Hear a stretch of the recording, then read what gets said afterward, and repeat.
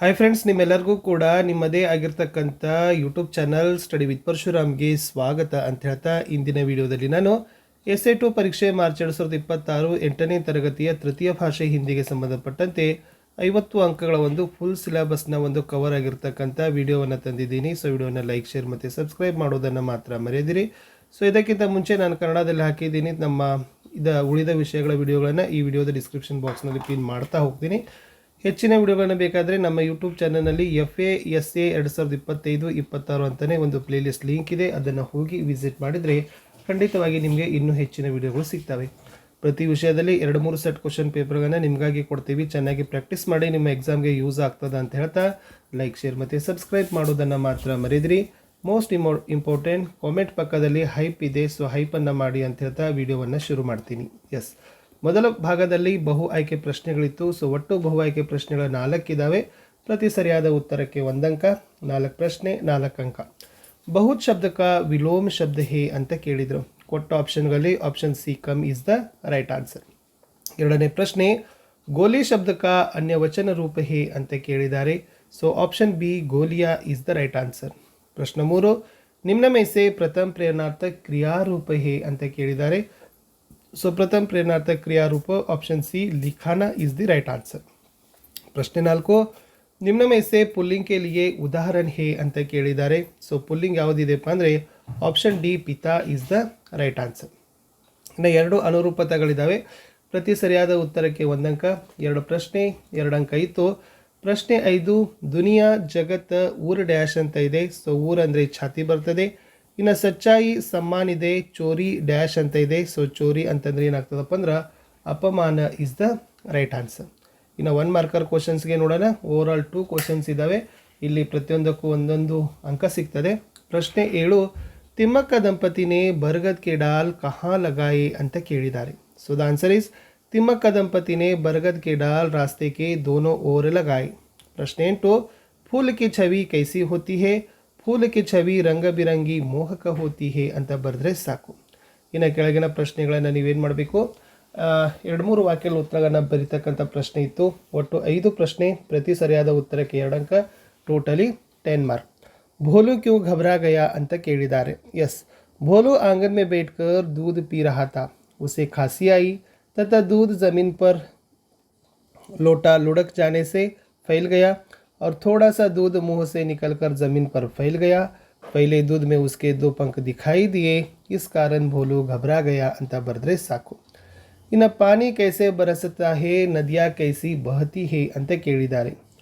छोटे छोटे बादल एकत्रित होकर पानी बरसाते हैं. वही पानी पेड़ पौधों से होकर पर्वत पहाड़ पर गिर गिर कर पानी का संचय होता है और नदियाँ बनकर बहने लगती है, जैसे बूंद बूंद जगकर तालाब बनता है ಅಂತ ಬರೆದ್ರೆ ಸಾಕು. ಇನ್ನು चिट्टी ने मुस्कुराते हुए क्या कहा ಅಂತ ಕೇಳಿದ್ದಾರೆ. सो चिट्टी ने मुस्कुराते हुए इसलिए मैं तो यही कहती हूँ, जो मिल जाए जितना मिल जाए उसी में खुश रहना सीखो, इस प्रकार कहा. इನ್ನು तिम्मक्का ने क्या संकल्प किया ಅಂತ ಪ್ರಶ್ನೆ ಇತ್ತು. पर्यावरण की संरक्षण के साथ साथ सामाजिक कार्य में लगी तिम्मक्का ने अपनी पति के याद में हुलिकल ग्राम में गरीबों की निःशुल्क चिकित्सा के लिए एक अस्पताल के निर्माण का संकल्प किया. जो भी धनराशि पुरस्कार के रूप से होती है, वह दीन दुखियों की गरीबों की सेवा के लिए अर्पित किया ಅಂತ ಬರೆದ್ರೆ ಸಾಕು. ಇನ್ನು फूल सदा हमसे क्या कहते हैं ಅಂತ ಕೇಳಿದ್ದಾರೆ. सो फूल सदा हमसे कहते हैं कि मिलजुल कर रहो, कष्ट को सहो, जीवन को हंस हंस कर अपनाओ, सबको सदा सुख देते हुए जियो, अर्पण त्याग भाव से रहो कहता है. इನ್ನು 3 मार्कर क्वेश्चन इತ್ತು. अमृतसर के अस्पताल में मेजर के अंतिम शब्द क्या थे ಅಂತ ಕೇಳಿದ್ದಾರೆ. अमृतसर के अस्पताल में जब मेजर को लाया गया तब उनका पूरा सीना गोलियों से छलनी हो चुका था. गोलियां सीने में कसस रही थी, पर चेहरे पर मुस्कान थी और उनके अंतिम शब्द मेरी माँ तक संदेश पहुंचा देना, तुम्हारे बेटे ने गोलियां सीने पर ही खाई है, पीठ पर नहीं, ये अंतिम शब्द थे. इन समाचार पत्र में कौन कौन से विषय होते हैं ಅಂತ ಕೇಳಿದ್ದಾರೆ. यस, समाचार पत्र में देश विदेश में घटने वाली घटनाओं का विवरण होता है. खेल कूद, सिनेमा, बाजार भाव, कृषि व्यापार, मौसम, परीक्षोपयोगी सामग्री, विज्ञापन, परीक्षाफल। आजकल लेखकों की रचनाएं प्रकाशित हो रही है, जैसे जीवनी, एकांकी, स्वास्थ्य, नाटक, कहानी, आलोचना आदि विषय समाचार पत्र में प्रकट हो रहे हैं। Is the right answer. इन पंजाबी लोग बैसाखी त्योहार कैसे मनाते हैं अंत केಳಿದ್ರು। पंजाबी लोग इस नए साल का प्रारंभ मानते हैं। इस अवसर पर लोग खुशी से रहते हैं और सब लोग मिलकर ओजपूर्ण बांगड़ा और गिद्दा नृत्य करते हैं और लोग परंपरागत वस्त्र पहनकर ताज़े गेहूं के आटे की रोटी, देसी घी और गुड़ खाते हैं। उत्सवाग्नि जलाकर उसके चारों ओर नाचते हैं। इन पेड़ से गिरे सेब को देखकर न्यूटन ने क्या सोचा। पेड़ से गिरे सेब को देखकर न्यूटन एक बार सेब को और एक बार ऊपर पेड़ को देखा। आखिर सेब को नीचे किसने फेंका? उसने सेब को उठाकर ऊपर फेंका। सेब फिर नीचे आया। यह देखकर सोचने लगा कि यह सेब नीचे क्यों गिरा। उसे इस घटना से सोचने पर विवश मजबूर कर दिया। इन दोहे का भावार्थ तो ऐसी बानी बोलिए मन का आपा खोया, औरन को शीतल करे आपहु शीतल होया। कबीर कहते हैं कि आप ऐसे वचन बोलिए जिससे आपका अहंकार मिट जाए, आपकी बोल से दूसरों की शीतलता मिले और अपना मन भी शीतल हो जाए। कहने का तात्पर्य है कि हमारी वाणी मधुर और मीठी होनी चाहिए। उसे सुनकर दूसरों की मन की कड़वाहट दूर हो और वे भी हमारे साथ मीठा व्यवहार करने के लिए प्रेरित हो।